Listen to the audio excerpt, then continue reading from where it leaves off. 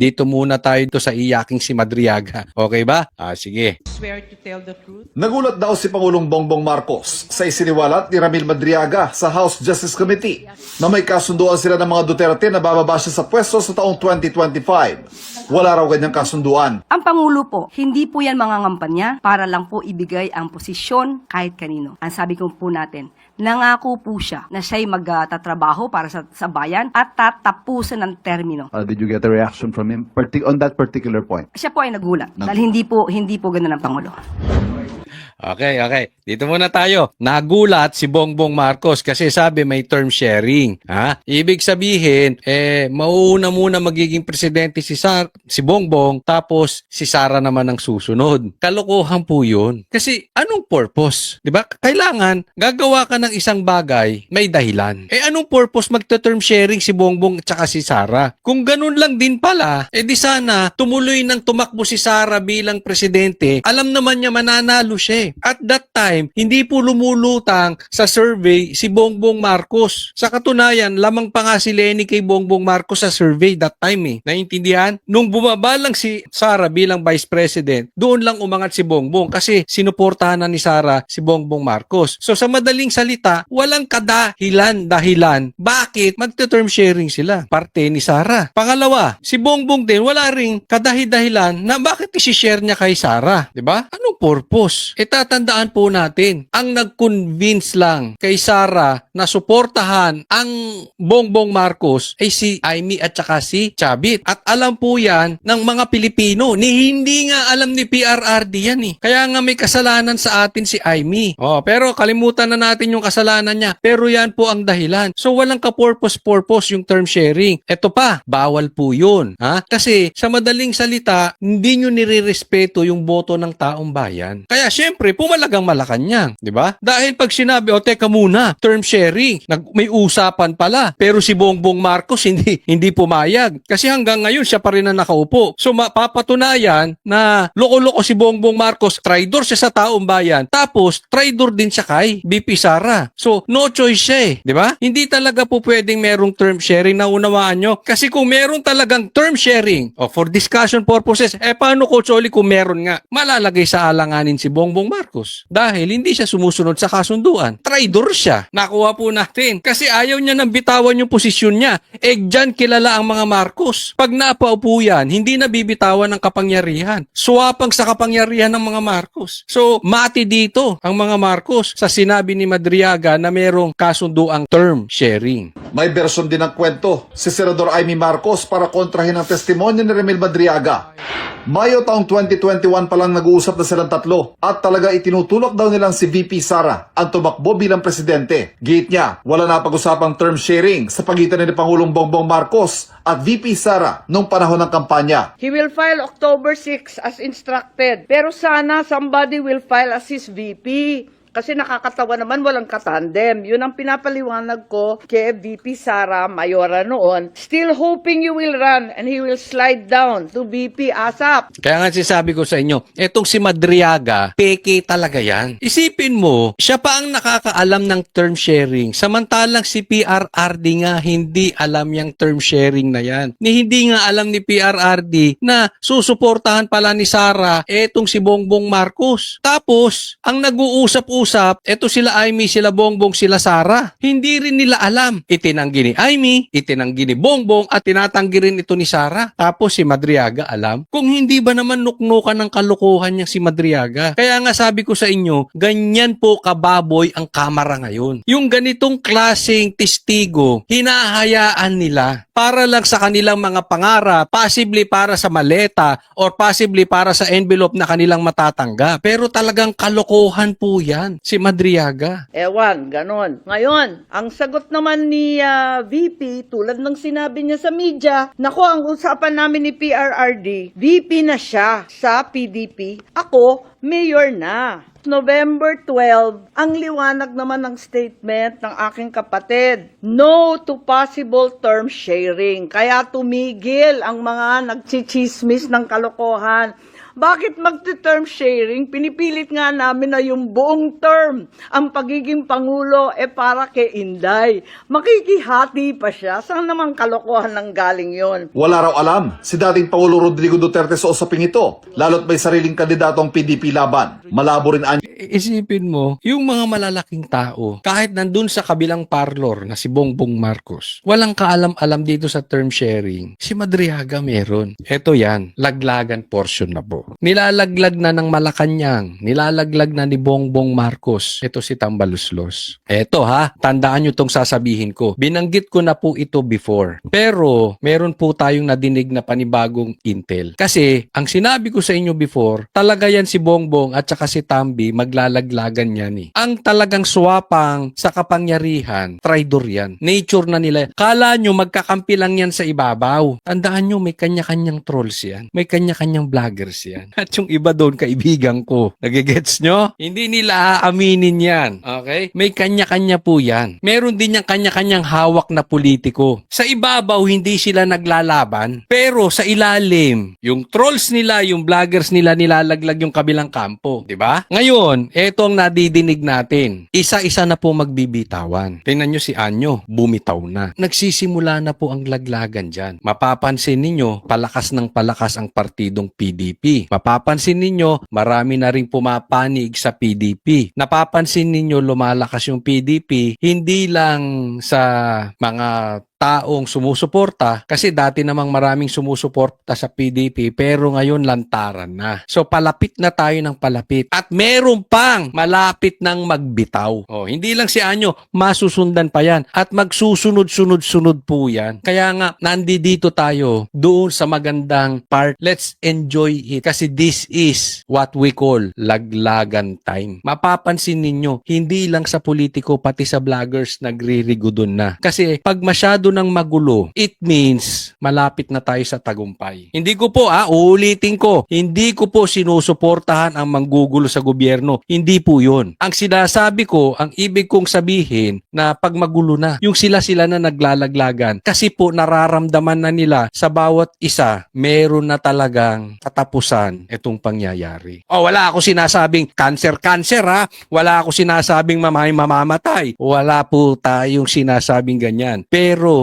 naaamoy na nung mga politiko, even yung mga secretaries, yung mga kakampi, meron ng katapusan. Kaya antayin lang po natin. Hindi kailangan magmadali. Kung may mamamatay, wala ako hindi to grave threat ha. Ang punto lang natin, kung may cancer, merong may cancer. Kung walang cancer, edi walang cancer. Nakukuha nyo. Kayo nang bahala. Just read between the lines. Alright? malabo rin anya ang kwento ng Madriaga na November 21 nabuo ang BBM Sara Tandem. Bongbong, Pangulong Marcos, alam mo ang katotohanan. Andun ka. Magkasama tayo. Kung hindi mo ito ipinag-uutos, walang dahilan para hindi mo itama ang kasinungalingan na ito. Huwag mong konsintihin ang mga politikong ginagamit ang sinungaling na si Madriaga. Yon. So, eto si Madriaga, bata ito ng kamera. Maraming ang nagsasabi, ito ay script ni Trillanes. Ito talaga si Trillanes, di umano ay salot sa ating bansa. Magdidemanda na naman niya si Trillanes. May demanda ako kay Trillanes. Nako, dadagdagan na naman ito si Trillanes yung demanda. Pero bahala ka sa buhay mo. Kasi wala talagang nadulot na mabuti yan si Trillanes Para yung, alam mo yung igit mong kaibigan. Yung tai-tai mong kaibigan. Na wala na lang gagawin kung hindi kainggitan ka. So, maggagawa na lang guguluhin ng guguluhin kasi irrelevant. Kaya nga bulong ng bulong, yan ang naging kasangkapan dyan sa ICC. Yan din ang naging kasangkapan dito sa panggugulo na to. Kaya nga, iingat tayo. Ano po ba ang kaalaman ni Senator Amy Marcos sa katotohanan? Hindi po ba dapat lumabas talaga ang katotohanan at madinig natin kung anong dapat sabihin ng sino mang witness? So wala makakapaghusga ngayon ang kung anong katotohanan at kung anong kasinungalingan. Ang gulo mong kausap, Claire. Ang sinasabi ni Amy Marcos, sabi niya, kung ikaw, Marcos, Bongbong, President Bongbong, sabi pa nga niya, kung ikaw ay may kagagawan dito kay Madriaga, sabihin mo ang totoo. Alam mong hindi yan. Tapos sinasabi ni Claire, di ba dapat kailangan pagsalitain mo yan kasi witness yan. Tanga ka ba? Inamin mo na nga na walang kinalaman ang Malacanang dyan sa term sharing. So inaamin nyo, sinungaling si Madriaga. Yun ang punto ni Amy. Alam mong sinungaling yan eh. Huwag ka magpagamit dyan. Yun po ang punto. Hindi ata naiintindihan ni Claire. Inamin nyo na nga. Hindi naman nabago ayon sa palasyo ang sinabi ni Madriaga na may banta sa buhay ng Pangulo o ang pagsabotahe sa kanyang administrasyon bilang bahagi ng plano sakaling hindi matupad ang kasunduang term sharing. Ipinaubaya na ito ng palasyo sa NBI. Teka, ito yun ha. At ang gulo-gulo, bakit pa? Ba't papaabutin pa sa NBI? Alam naman natin kakampi nyo yan. Inaamin nyo nga. Ang gulo-gulo nyo naman eh. Bakit hindi tayo mag-focus doon sa ikakaluwag ng buhay ng mga Pilipino? Pinaiikot-ikot nyo lang eh. Sabi ko nga sa inyo, yan si Madriaga, bata yan ni Tambaluslos. Bata yan sa kamara eh. Kaya nga isinalang yan dahil talagang mainit ang tandaan nyo po, maraming nakatanggap ng maleta, envelope sa kamara. Sinabi riyan din Lebiste, lagpas kalahati dyan magnanakaw. So ayaw nila maging presidente si Sara. Kaya nga sinisiraan ni Madriaga. So eto si Marcos, nilalaglag niya na itong bata ng kamara pero hindi pahalata. Kaya lang doon, hindi niya na pwedeng hindi itatanggi yung term sharing. Naiintindihan po natin yung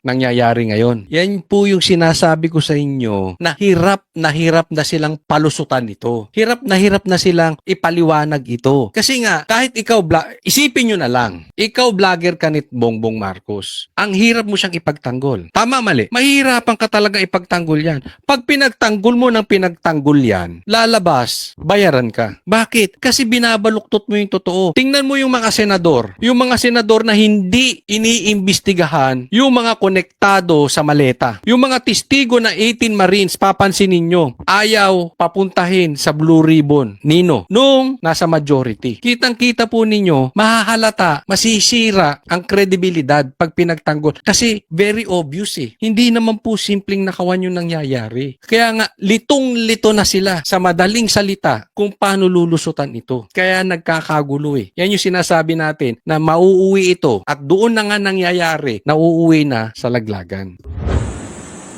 Pinalaga naman ng palasyo ang pahayag ng bise kung saan sinabi niyang bigo ang pamahalaan. Natugunan ang pangangailangan ng publiko sa gitna ng kasalukuyang price crisis sa langis ay dahil ginagamit anya ang pondo ng bayan para sa pamumulitika.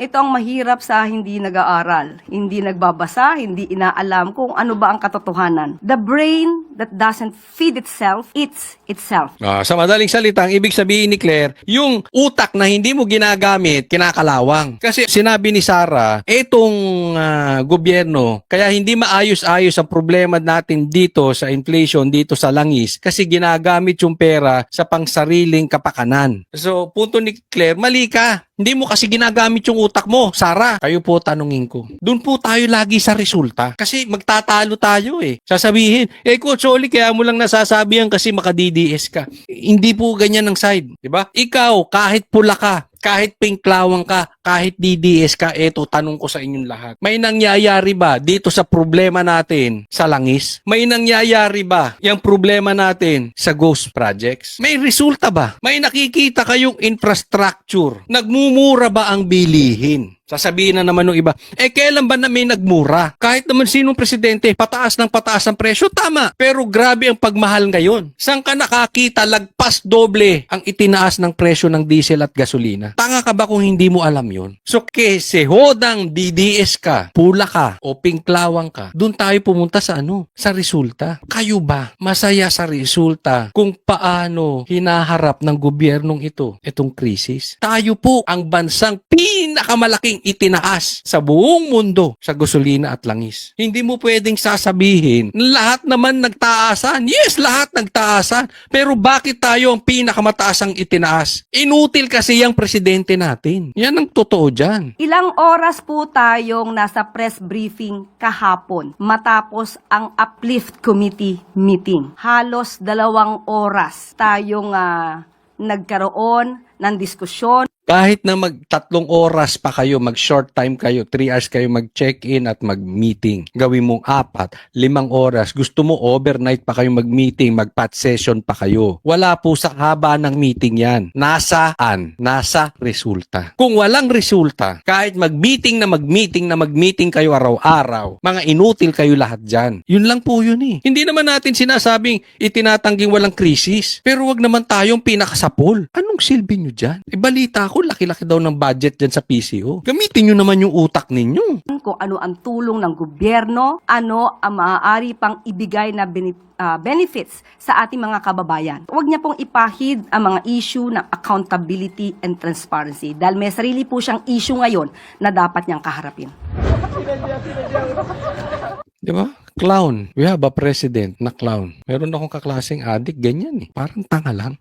Patuloy naman naninindigan ng palasyo na wala nang dapat patunayan ng Pangulo sa panawagang maglabas siya ng medical record. Hindi po kinakailangan at kailangan sapilitang magbigay ang isang Pangulo ng kanyang medical records. Kung puro chismis lang po ang pagbabasihan ninyo at guni-guni lamang at wala kayong anumang basihan, sa tingin po natin at Supreme Court ay hindi naman po babalik ta rin ang ganitong klaseng jurisprudence.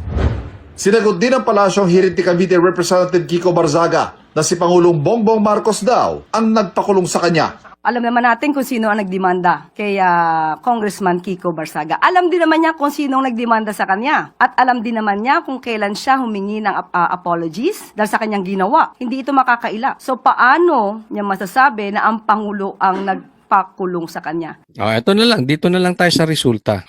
Bakit daw si Kiko Barzaga ang pinakulong si Bongbong at tinatanggi ni Claire? Ito lang eh.